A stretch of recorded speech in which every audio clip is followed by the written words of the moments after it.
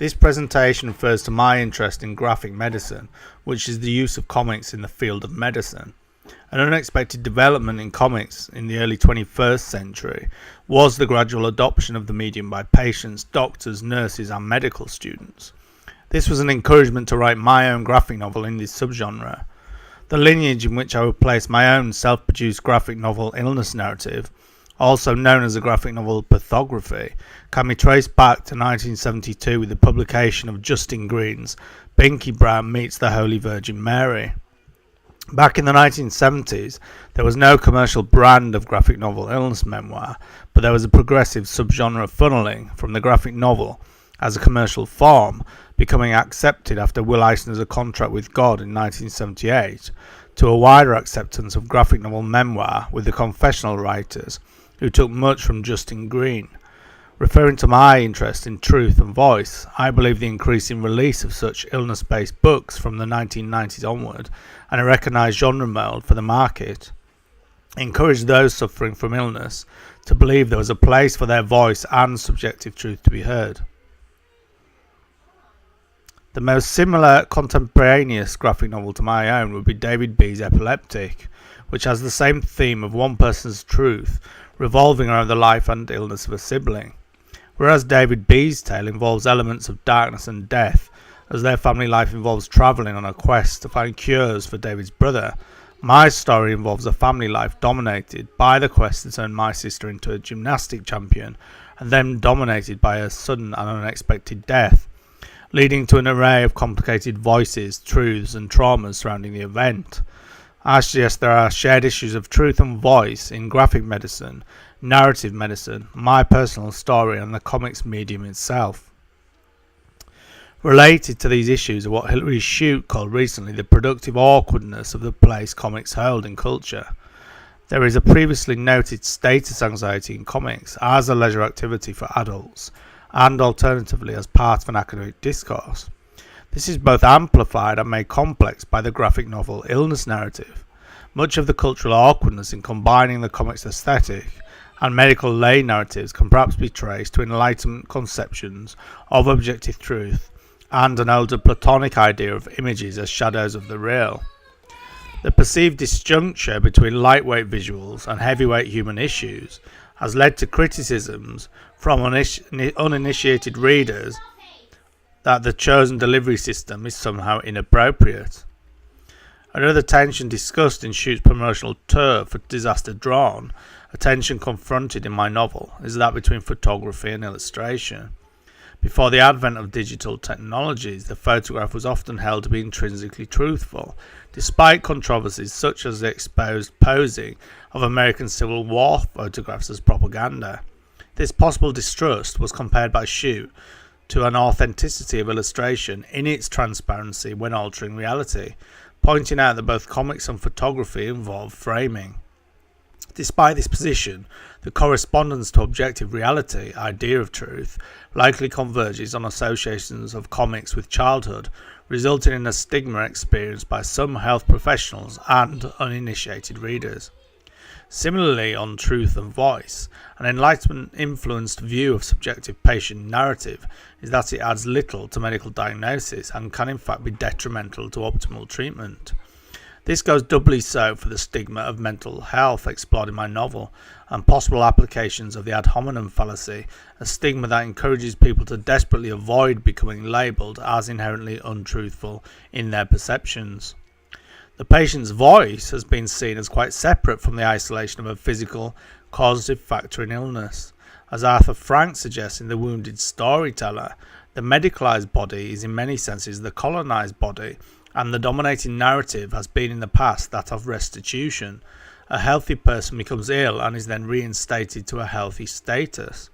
Our contemporary technological ability to manage symptoms of chronic illness without death or cure adds power to the growing canon of graphic novel illness narratives that contradict the scientific denial of messy human experience, recalibrating the truthful voice of illness.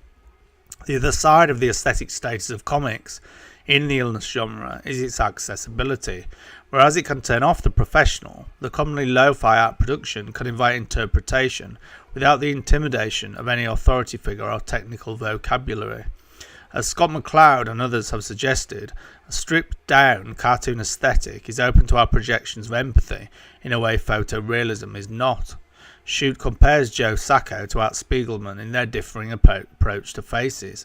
Spiegelman is reported to have claimed he used the very basic mouse mask to encourage empathy in non-Jewish readers when they are not tied into perceiving one ethnicity.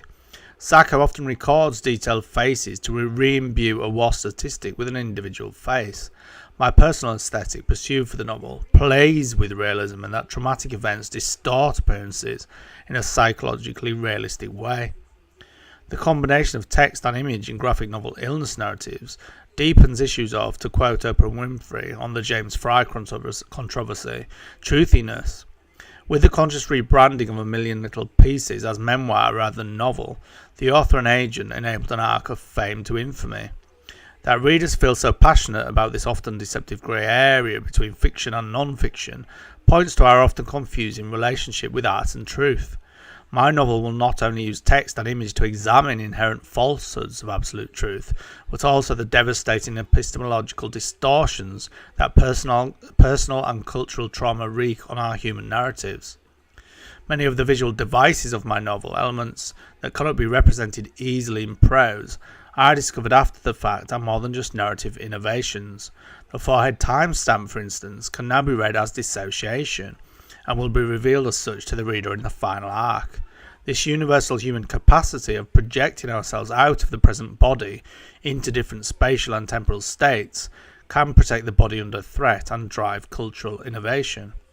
As Shute claimed recently, comics are able to give us an optical view of the person who's testifying, and also to picture that person's body in space in ways in which I think make it a powerful form for witness and testimony. She cites as an example Sacco's character, who essentially dissociates from his body while reciting the Quran, at the same time as he waits to be executed. He literally views his own body from above, a human phenomenon I examine towards the end of the novel.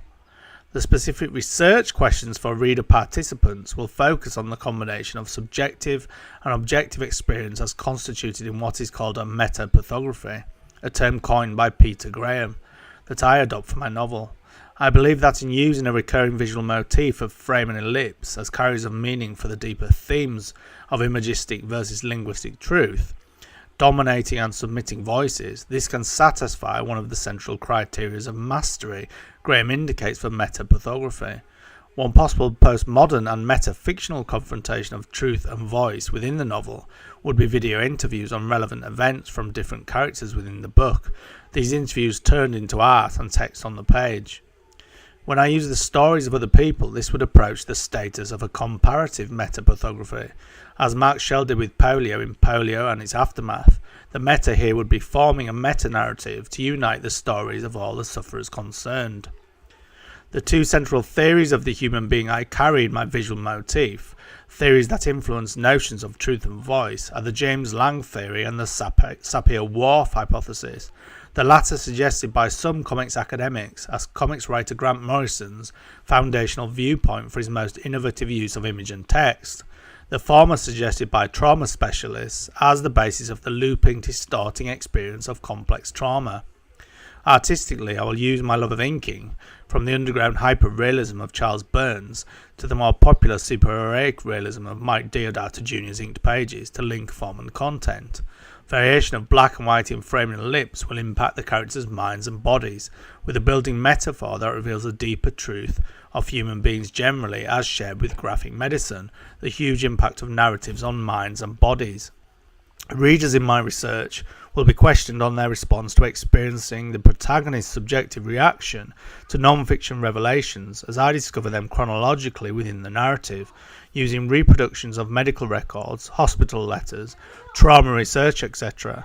Variations of methods for depicting these non-fiction artifacts will be tested and compared using a 10-point scale for a number of narrative properties. In seminars and workshops, I will present participant readers with other graphic novel works that include both subjective and non-fiction elements. Different methods will be measured for narrative efficacy.